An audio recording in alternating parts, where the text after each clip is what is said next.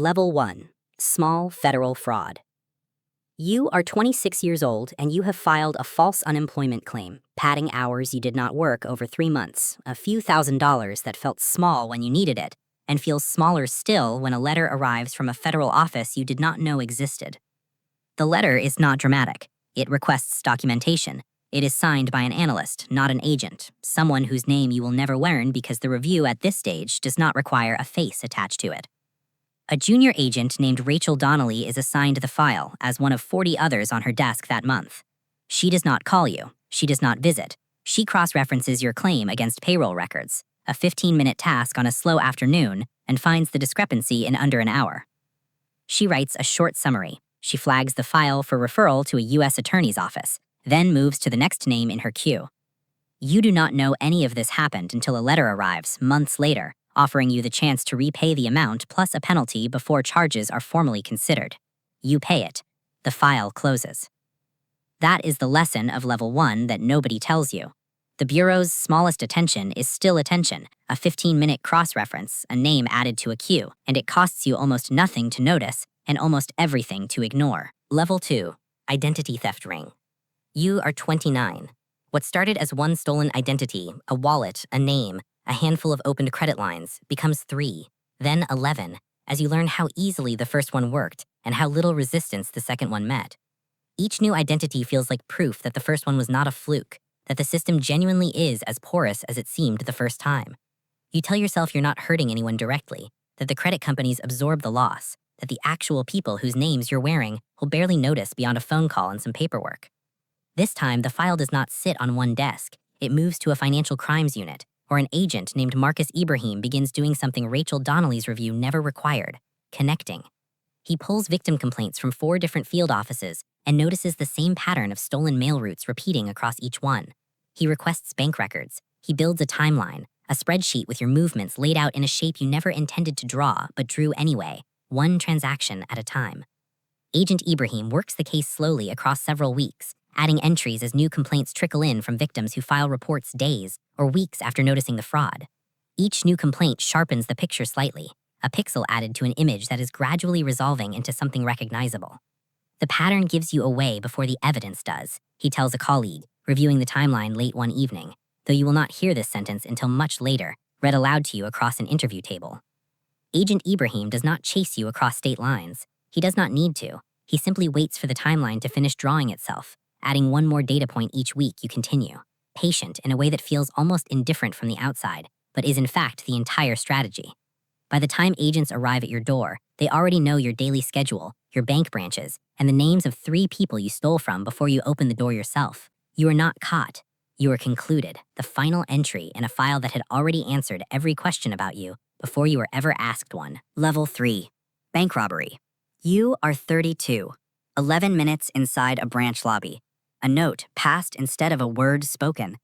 $40,000 in a bag that feels heavier walking out than it did being counted at the teller window. This is not a financial crimes unit anymore.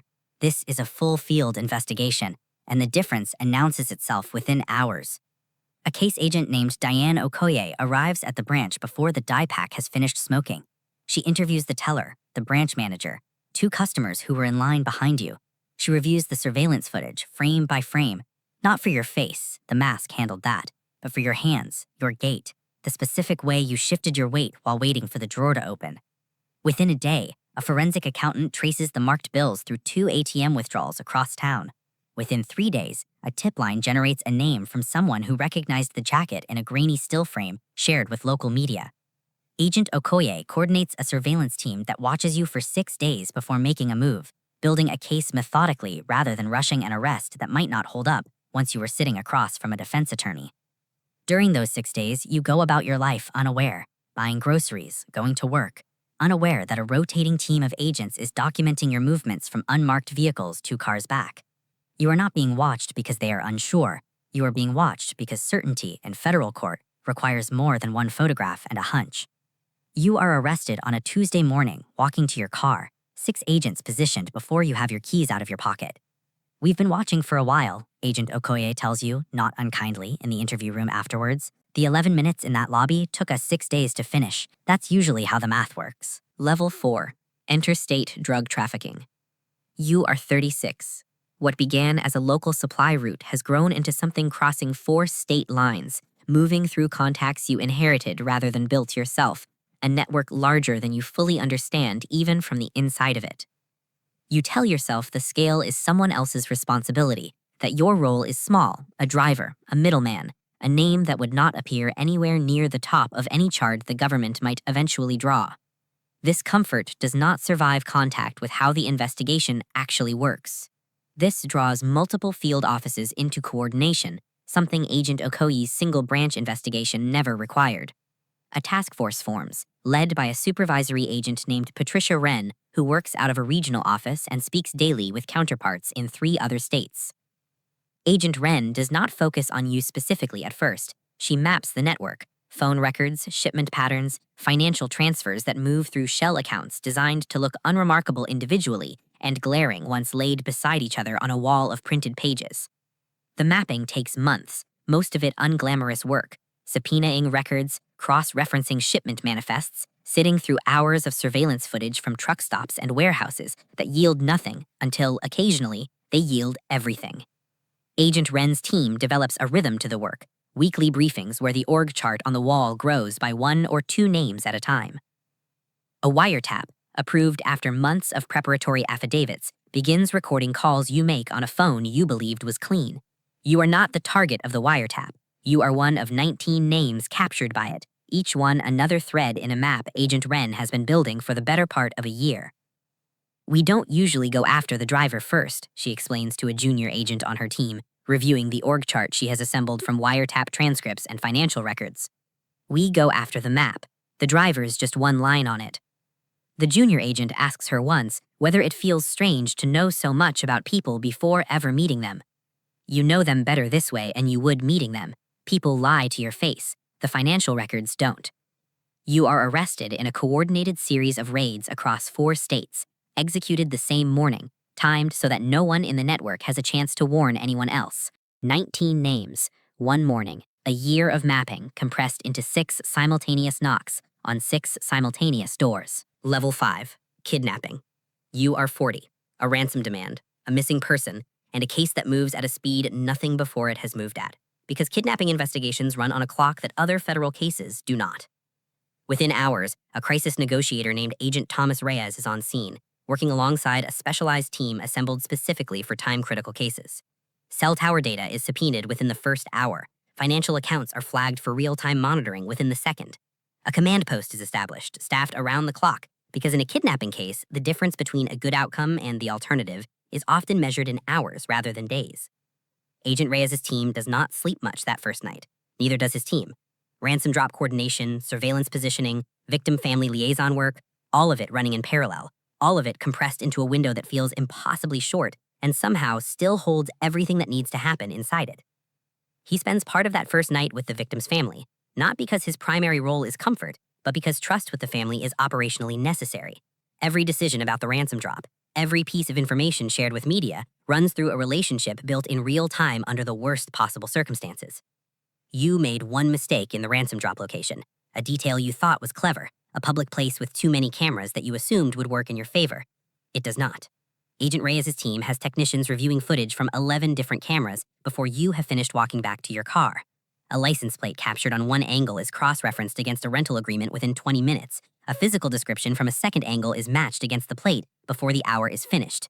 You are arrested less than 36 hours after the initial abduction, the victim recovered unharmed, the entire case compressed into a timeline that took most federal investigations months to reach, and reached it in a day and a half instead.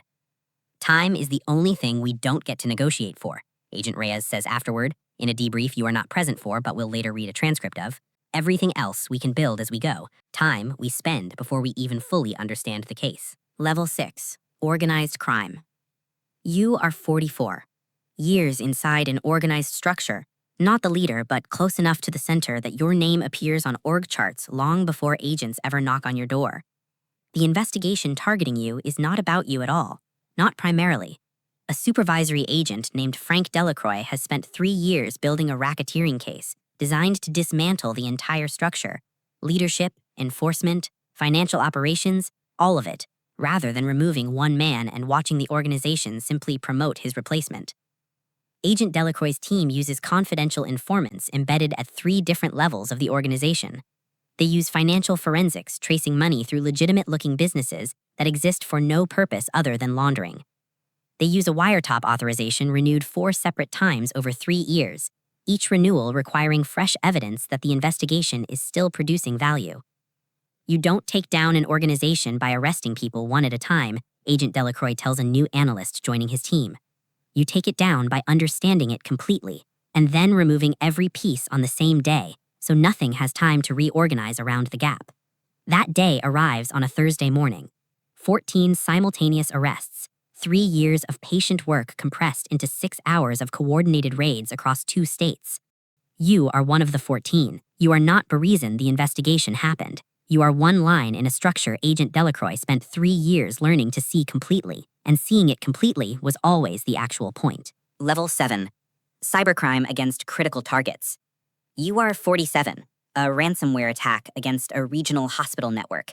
One you told yourself was a purely financial target, no different from any other extortion, until you learn from the news coverage that surgeries were delayed and a patient transfer was complicated by systems you locked down for money. You had convinced yourself before the attack that a hospital's IT department was simply another corporate network, indistinguishable in principle from a retailer or a logistics company. The distinction between those things and a patient waiting on a delayed surgery had not occurred to you as something the target itself would communicate back to you afterward, through headlines you cannot avoid. This draws a specialized cyber unit, agents with backgrounds in computer science rather than traditional investigative work. A cyber agent named Lisa Chen leads the technical response, working alongside analysts who trace cryptocurrency wallets through blockchain analysis tools that did not exist in any meaningful form a decade earlier. Agent Chen's team does not need a confession or a wiretap. They need the blockchain, which remembers everything permanently and forgets nothing, no matter how many mixing services you route the ransom payment through. Every transaction is a fingerprint that never fades, Agent Chen explains during an internal briefing you will never hear directly. The technology that makes the crime possible is the same technology that makes the trail permanent. It takes her team 4 months to trace the payment through 6 different wallets and a foreign exchange that, under pressure from international partners, eventually cooperates with the investigation. The work is slow and mostly invisible from the outside. Spreadsheets of wallet addresses, timestamps cross-referenced against exchange records, patient patience applied to a problem that has no shortcuts available to it. You are identified not through a mistake in your operational security, but through the simple, patient application of tools built specifically to outlast whatever anonymity techniques you believed were sufficient. Agent Chen's report notes dryly that the hospital's delayed surgeries feature prominently in the eventual charging document, not as an afterthought, but as the detail that elevated the case from financial crime to something the unit treated as a genuine emergency from day one. Level 8. Serial violent crimes. You are 51, a pattern across 3 states that took investigators years to recognize as a pattern at all, because each incident, viewed alone, resembled a local crime rather than a single thread running underneath all of them. A behavioral analyst named Dr. Samuel Whitfield, attached to a specialized unit that studies patterns across jurisdictions, is the one who first notices the connection, a signature in the crime scenes that local detectives, working in isolation from each other, had no reason to compare. Dr. Whitfield's report circulates quietly at first, then urgently once a 4th incident confirms what the first 3 suggested.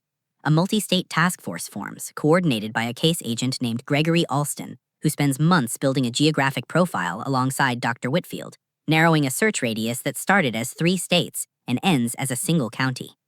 The work between them is collaborative in a way that surprises younger agents assigned to the task force.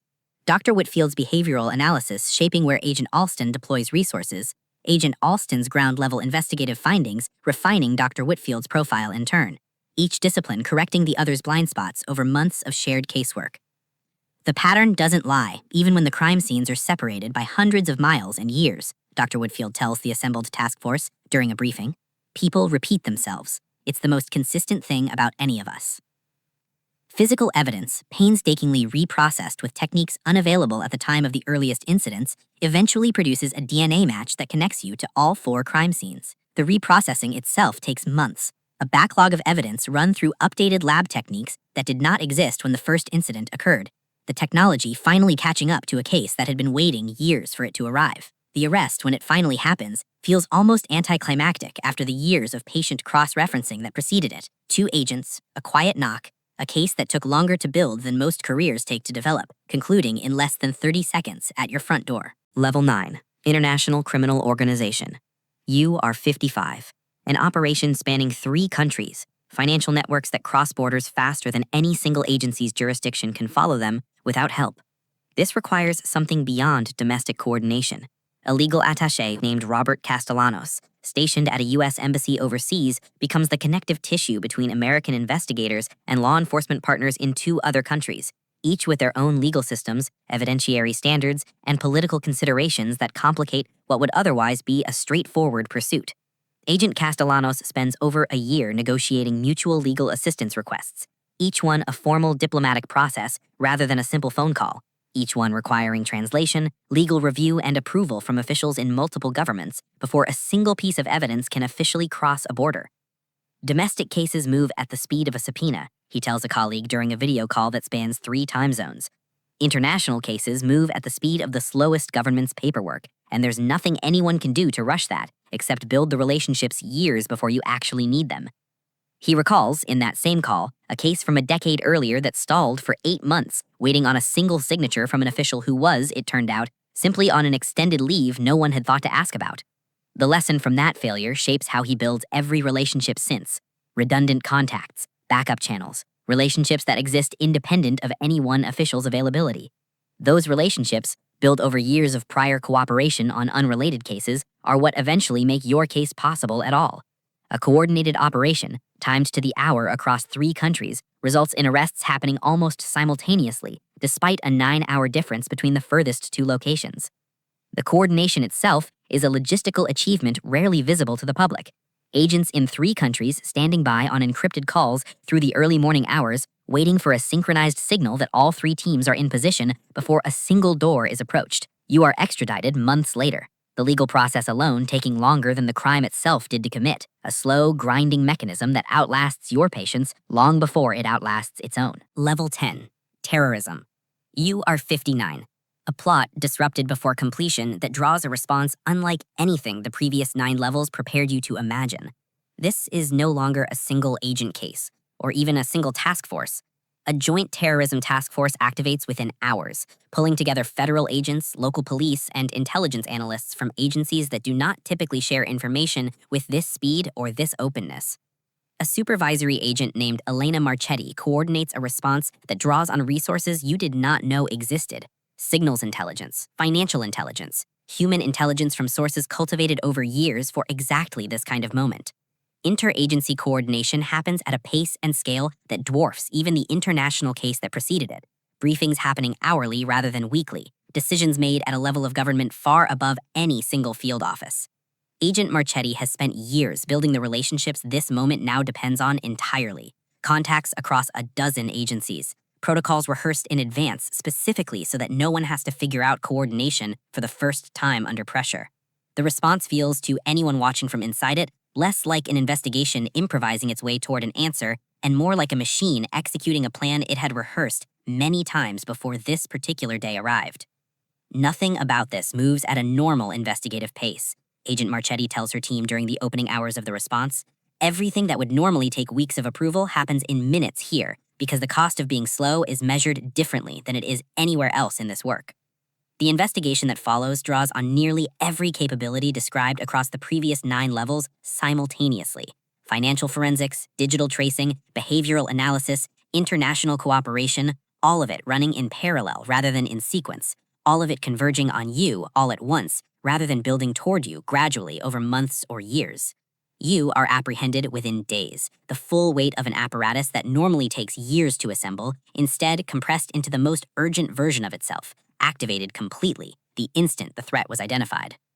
10 levels, 10 different sizes of the same basic architecture: an agent, a file, a pattern that eventually completes itself, whether the crime takes 11 minutes or 11 years to unfold. Rachel Donnelly's 15-minute cross-reference and Elena Marchetti's hour-by-hour interagency response are not different systems. They are the same system, scaled to match the size of what it is asked to find. The Bureau does not hunt you the way a single person hunts. It hunts you the way a structure hunts, patiently, in parallel, assembling a picture one piece at a time until the picture is complete enough that the final step, the knock on the door, is almost an afterthought compared to everything that built toward it. If this changed how you see what happens after the crime, before the headline, share it. Subscribe if you're new here. Every week, this channel goes somewhere most people only ever imagine from the outside.